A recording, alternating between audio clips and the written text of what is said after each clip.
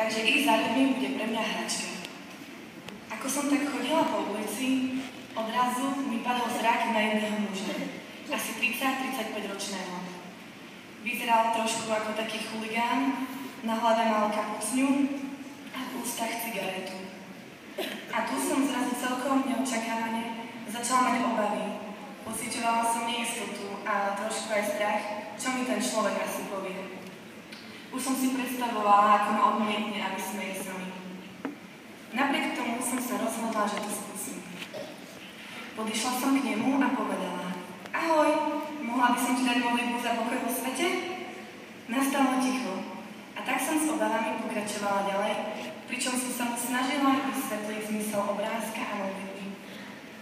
V tom ma zastavil a povedal: Vieš, aj keď na to nevyzerám a asi budeš prekvapená, ale som veriaci a chodím do kostola každý týždeň.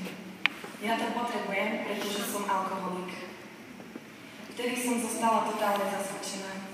Naozaj by som to na tohto muža nepovedala, ale som si takmer istá, že ani iní ľudia nie, ani vy nie. Ešte sme sa trošičku rozprávali, pozbudila som ho a zároveň som si uvedomila niečo dôležité.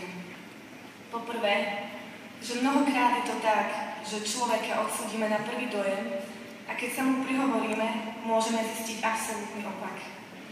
Ďalšia vec, ktorú som pochopila je, že pri veľkej svetovej akcii nestačí byť len zhovorčivý. Je potrebná milosť prihovoriť sa tak, aby sa slova ľudí aj dotkli. A nakoniec musím povedať, keby som nemala obrázky Matky všetkých národov, tak by som za tým človekom určite nikdy nešla. Je to skutočne ten najlepší prostriedok evangelizácie, aký poznám.